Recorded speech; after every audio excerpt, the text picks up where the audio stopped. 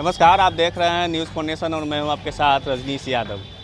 Ward number 69 में उच्च प्रवाह बोरिंग का लगभग करोड़ों के लागत से बने उच्च प्रवाह बोरिंग आज किस तरह से ज़मींदोज हो गया है, आप स्वयं तस्वीरों में देख सकते हैं कि वार्ड नंबर 69 का यह मालसलामी क्षेत्र है और उसी बोरिंग के पास एक सामुदायिक भवन का निर्माण चल रहा है। आप स्वयं तस्वीरों में देख सकते हैं कि किस तरह से उसी सामुदायिक भवन के ठीक कैंपस में करीब 30 फीट गहरे गड्ढे खोदे गए हैं, जिसके कारण यह उच्च प्रवाह बोरिंग जो करीब एक सप्ताह पहले ही पटना की मेयर सीता साहू के द्वारा उद्घाटन किया गया था और इसी उच्च प्रवाह बोरिंग से करीब इस वार्ड नंबर 69 में लोगों को पीने के लिए पानी की सुविधा मुहैया कराई जा रही थी, लेकिन ठीक एक सप्ताह बाद ही यह बोरिंग भरभरा कर गिर गया। आखिर इसके पीछे कारण क्या है, हम बात करेंगे। यहाँ के पार्षद महोदय हैं, उनसे हम जानेंगे कि आखिर क्या कुछ कारण रहा होगा। क्या बताइए कि क्या कुछ कारण रहा होगा, क्योंकि एक सप्ताह पहले सुनने में आया कि पटना की मेयर सीता साहू के द्वारा उद्घाटन किया गया था। ये बोरिंग कराना अति आवश्यक था। मालसलामी क्षेत्र में लगभग एरिया में सब जगह पानी का दिक्कत था। कई मोहल्ले हैं, यहाँ पे 20-22 मोहल्ले हैं जिनको मालसलामी इस टंकी से पानी का सप्लाई जाना शुरू हुआ था। लोगों को राहत मिली थी क्योंकि सालों से लोग पानी के बिना किल्लत में परेशान थे। इसको अंततोगत्वा 2 साल के कड़ी मेहनत के बाद इसको बनाया गया। बनाने के बाद आप देख सकते हैं बगल में सामुदायिक भवन का निर्माण हो रहा है। भवन निर्माण की तरफ से खुदाई की स्थिति आप देख सकते हैं। कल रात को इनको मना किया गया है कि आप मानकों का प्रयोग करके ही खुदाई करिए, क्योंकि आसपास का घर कहीं उससे गिर न जाए। इन लोगों ने आश्वासन दिया, ठीक है, लेकिन रात में फिर से खुदाई चालू की और खुदाई इस तरीके से किया गया कि ये भवन को हमको लगता है गिराना ही मकसद था, वैसा कि पानी का टंकी गिर ही जाए।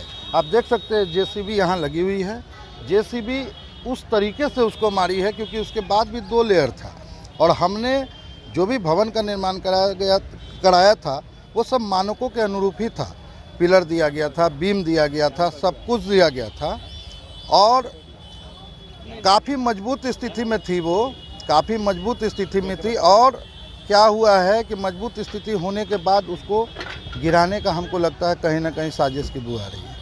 कितने फीट गड्ढा खोदा गया है? आप देख सकते हैं ये लगभग 25-30 फीट का गड्ढा है और कल रात को मना करने के बावजूद भी यहाँ पे काम लगा रहा और खुदाई चालू रही।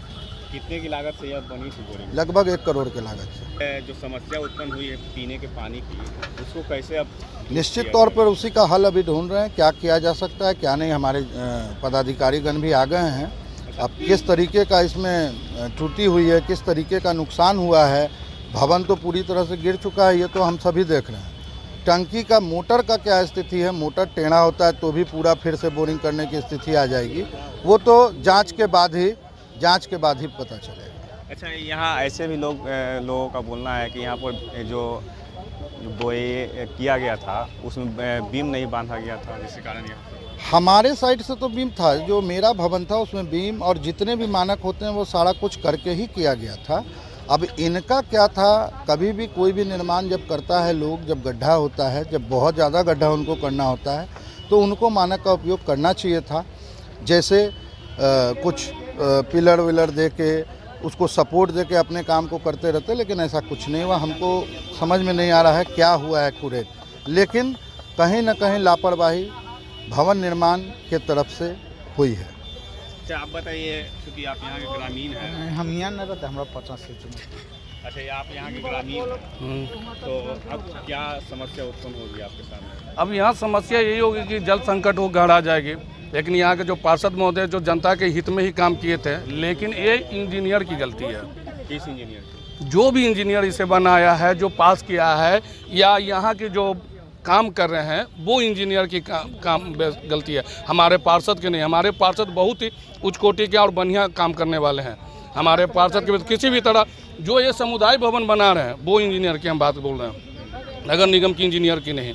उनका ये दोष है, इनकी नहीं। अच्छा, समुदाय भवन के जो प्रोजेक्ट जो चल रहा है उसकी गलती के कारण शायद जी, सामुदायिक भवन के बनाने वाले प्रोजेक्ट के इंजीनियर की गलती है, उन्हें देखना चाहिए था। और लेकिन वो बुला के पार्षद महोदय को बुला कर दिखवाते कि हमको कहाँ से कुछ करना है, तो कुछ तो आइडिया देते, कुछ तो दिमाग बताते कि यहाँ से इस तरह से कीजिए, लेकिन उन्होंने ऐसा किया नहीं, अपने मन से ही सिर्फ काम करते हैं। दूसरी तो बात, चलिए यहाँ कुल मिलाकर यह बातें सामने आ रही है कि यह जो सामुदायिक भवन जो बन रहा है, जो जिसे आप देख सकते हैं कि जो सामुदायिक भवन बन रहा है उस पर जो काम हो रहा है उसी के गलती के कारण जो है यह उच्च प्रवाह बोरिंग की जो भवन है वो धड़धड़ा कर गिर गई है। कारण यह कि यहाँ पर जेसीबी मशीन के द्वारा यहाँ पर मिट्टी कटाई किया जा रहा था। चूँकि आप देख सकते हैं तस्वीरों में कि इस गड्ढे में पिलर किए गए और उस साइड से जो यहाँ उच्च प्रवाह बोरिंग थी उस साइड से मिट्टी कटाई जारी थी और उस मना करने के बावजूद भी मिट्टी कटाई जारी रहा, जिसके कारण यह भवन जो है भड़बड़ा कर गिर गया। और अब समस्या यहाँ के बाढ़ के लोगों के बीच में पानी की समस्या, पीने की पानी की समस्या उत्पन्न हो गई है। तो आप एक तरह से कह सकते हैं कि जो यहाँ सामुदायिक भवन बन रहा है मानसलामी में, उसकी गलती के कारण यहाँ के लोगों को समस्याएं झेलनी पड़ रही है। अब देखने वाली बात यह होगी कि क्या कब तक यह उच्च प्रवाह बोरिंग जो है ठीक हो पाएगा और लोगों को दुरुस्त रूप से, सुचारू रूप से पीने की पानी सुविधा मिल पाएगी। Rajneesh, news 4 nation, Patna city.